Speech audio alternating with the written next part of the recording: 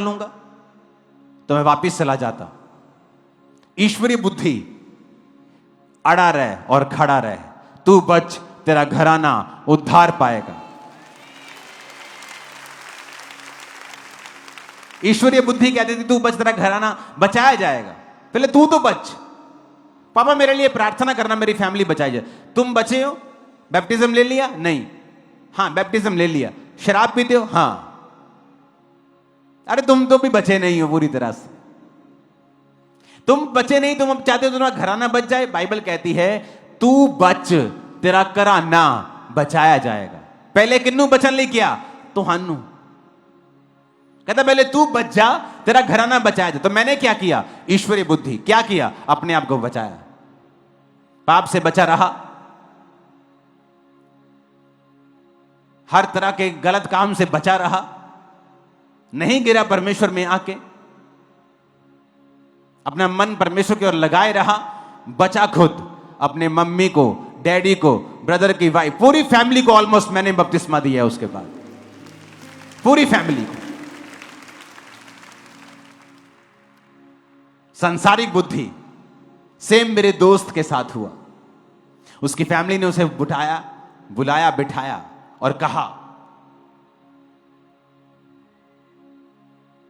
कि बेटा ये 2 शॉप्स हैं, 2 दुकानें हैं, घर है, इतना हम कमाते हैं। अगर तुझे चर्च चुनना है तो तेरे को प्रॉपर्टी में हम हिस्सा नहीं देंगे, तेरी शादी नहीं करेंगे।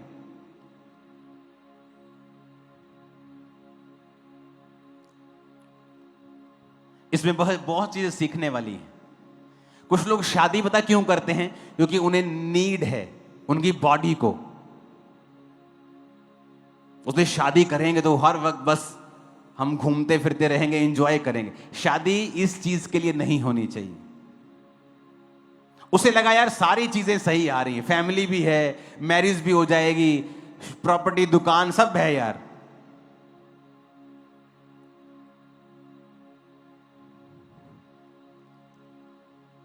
और बुद्धि संसारिक भी चाहिए थोड़ी बहुत और ईश्वरीय बहुत चाहिए आपको। वो चला गया, हट गया परमेश्वर से, या तो फिर बिल्कुल ही उल्टा कर दिया। एक दिन आ गया घर छोड़ के, कहता मैंने घर छोड़ दिया, मैंने नहीं जाना। हमने कहा यह भी गलत है, यह भी गलत है। उसको बैलेंस बनाना नहीं आया अपनी लाइफ में। गया तो वापस गया तो फिर पूरी तरह परमेश्वर को छोड़ दिया, प्रेशर में आ गया।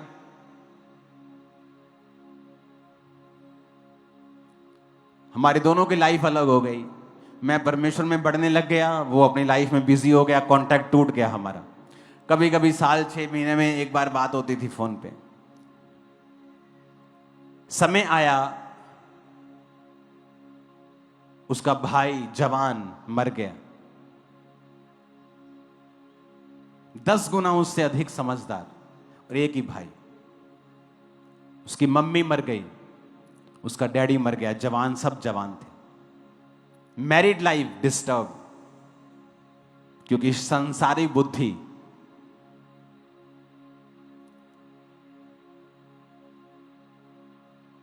ईश्वरीय बुद्धि लगाता तो मैं आपको ये प्रॉमिस करता हूं, ये कभी ना होता।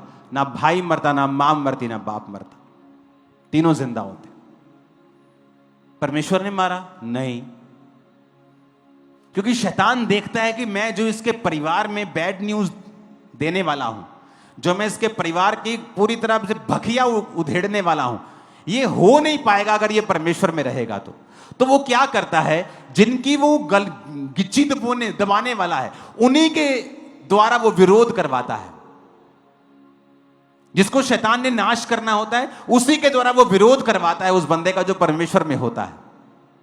और अगर वो बंदा विरोध से घबराता नहीं है तो वो उन्हीं लोगों को बचाता है जो विरोध कर रहे होते हैं।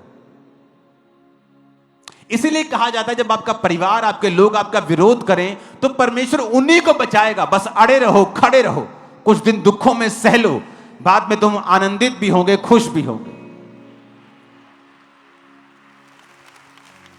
ये थी सांसारिक नहीं ईश्वरीय बुद्धि, कहां प्रयोग करनी है। अब सांसारिक बुद्धि भी है अगर संसारिक बुद्धि है तो मुझे आपके बीच में आकर आपको समझाना पड़ेगा, नहीं तो आप अपने आप अगर समझते हो तो समझ जाना। सांसारिक बुद्धि क्या कहती है? कोई मोटा बंदा है हमारे बीच में, हैवी, सब बैठ जाओ, अब कोई खड़ा नहीं होगा। ओहो, जो खड़े कोई नहीं, पतला बंदा खड़ा हो जाओ पहले, हिलो मत, जहां खड़े हो वहीं खड़े रहो, खड़े होकर अपना काम करो, मेरे पास मत आना। समझ लग गई?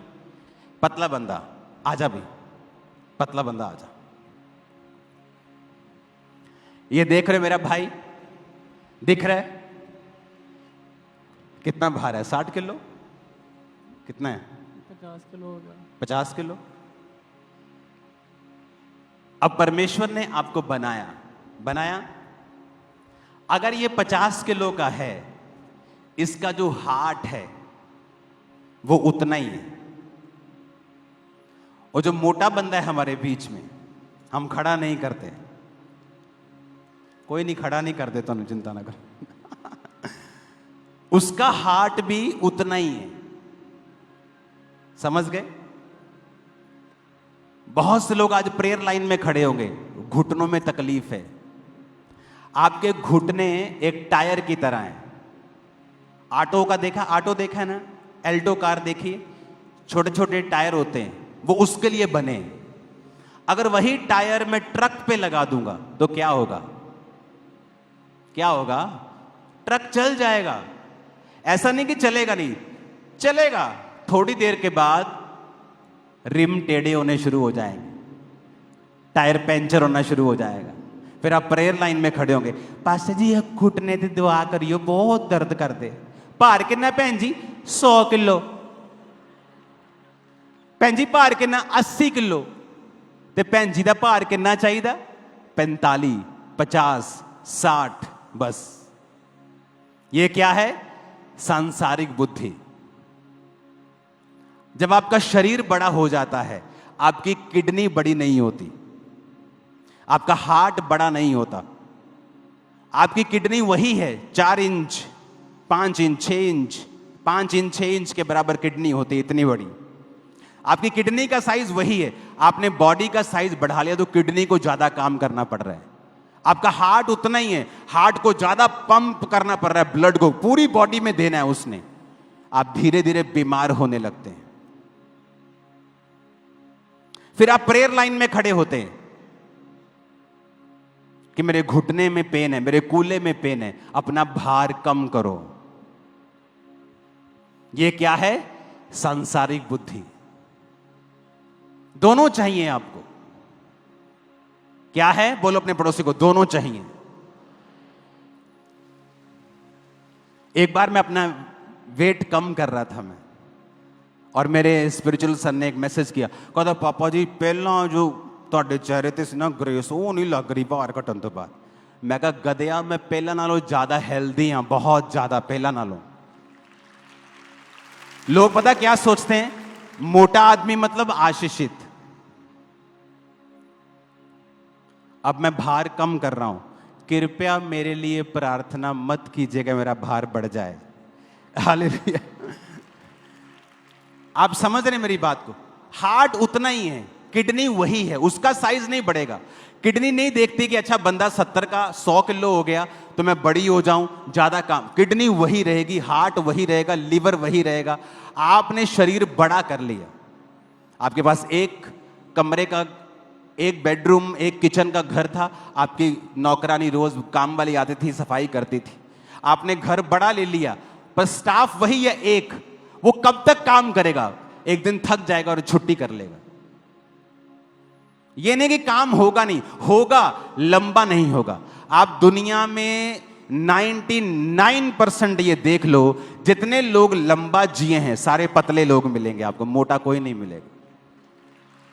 99%।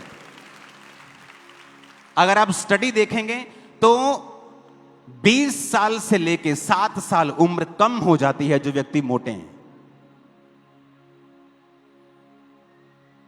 यह सांसारिक बुद्धि है। अब मैं आपको ईश्वरीय बुद्धि सिखा दी, अब मैं सांसारिक भी सिखा रहा हूं। आपके पास दोनों होनी चाहिए। आमीन। पहले के लोग क्या खाते थे? वो बाजरा भी खाते थे, वो रागी भी खाते थे, कोतरे का आटा भी खाते थे, ज्वार भी खाते थे। आज के लोग क्या खाते हैं? सिर्फ गेहूं। इसलिए वो बीमार हैं। परमेश्वर ने सारी चीजें बनाई। अगर आप लगातार एक ही खाना खाओगे तो परमेश्वर भी आपको बीमार होने से रोक नहीं सकता। आप रोज आटा, रोज चावल खाओगे, आप कभी हेल्दी नहीं रह सकते। आपको चेंज करना होता है। यह क्या है? संसारिक बुद्धि। लेकिन जो ईश्वरीय बुद्धि है वो सबसे टॉप के ऊपर है। अगर वो है, आप कामयाब हो। आमीन। अब टायर तो छोटे छोटे हैं, पर मैंने ऑटो का टायर लिया और ट्रक पे लगा दिया, तो घुटना क्या करेगा? अगर भार 150 किलो हो गया तो वो तो मारेगा चिक्के। वो तो बोलेगा भाई साहब कुछ सोचो, साडा भी कुछ सोच लो भाजी, कटाओ अपने आप नो। आमीन। तो परमेश्वर ने ये बुद्धि दी है, इसलिए उसने आदम को एक अदन के बाग में रखा था और उसने कहा था यहां पर तू रहेगा और काम करेगा। आज कितने लोग हैं जो शारीरिक काम कर रहे हैं? तो बिजी रखो अपने आप को अगर हेल्दी रहना है तो। आमीन। बोलो अपने पड़ोसी को, यह है संसारिक बुद्धि।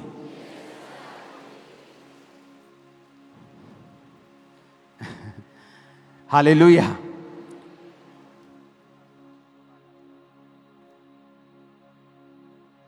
बैठ जाओ यार। अपने पड़ोसी को बोलो, यह थी संसारिक बुद्धि। आमीन।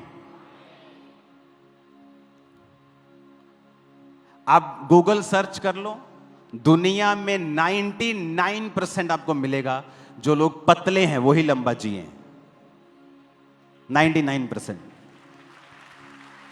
7 साल, 13 साल, 20 साल उम्र कम हो जाती है जब आप ओवरवेट हैं तो, क्योंकि आपका हार्ट, आपकी किडनी, आपके ऑर्गन्स वो बड़े नहीं होते जब आपकी बॉडी बड़ी होती है। और अगर आप एक्सरसाइज नहीं करेंगे, खाना चेंज नहीं करेंगे, तो बीमारी से आप बाउंड हैं, ये कोई रोक नहीं सकता। इसलिए परमेश्वर ने कहा बुद्धि भी प्राप्त कर, समझ भी प्राप्त कर।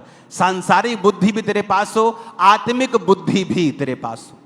तो अब क्या करेंगे? आप प्रेयर लाइन में खड़े होंगे, मेरे घुटने में प्रार्थना करो, और आपको नहीं मालूम आपको अपना वेट कंट्रोल करना है। पहले जाओ और हीलिंग लो और अपना वेट कम करो। आपके घुटने पे वेट कम डालो।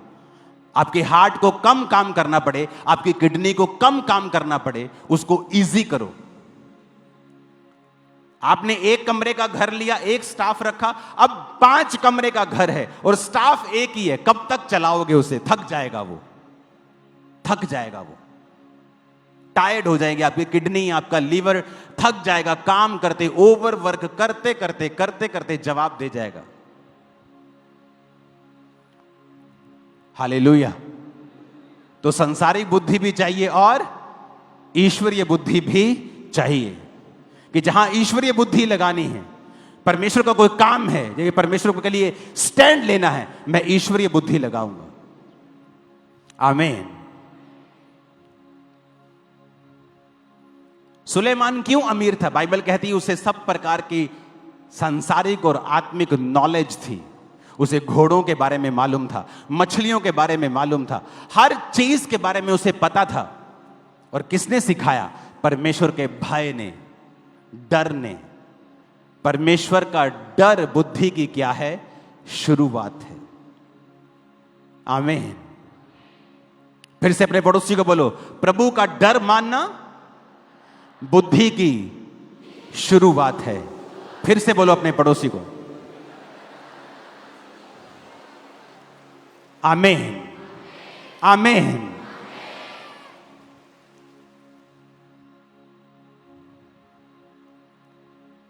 कितने इन बात को समझ रहे हैं कि आपको दोनों बुद्धि चाहिए परमेश्वर में आगे बढ़ने के लिए? ईश्वरीय बुद्धि कि परमेश्वर का वचन मुझे इस विषय में क्या कहता है, क्या वो मुझे अलाउ करता है कि मैं ये काम करूं? संसारिक बुद्धि क्या कहती है और परमेश्वर की बुद्धि क्या कहती है। वो कामयाब हैं जो परमेश्वर की बुद्धि से चले और चलते रहेंगे, वो हमेशा टॉप पे रहेंगे। याद रखना इस बात को।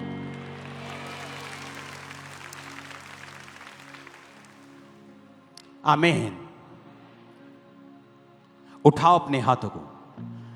इस बुद्धि के बारे में मैं लगातार आपसे बात करता रहूंगा अगले 2 हफ्ते, ताकि प्रभु का आत्मा आपको छुए और ईश्वरीय बुद्धि आपके अंदर चली जाए। पहला काम, यहोवा का डर मानना। और यह कैसे आएगा? यह ऐसे आएगा कि आप बाइबल पढ़ेंगे और वो काम नहीं करेंगे जो वचन के खिलाफ है।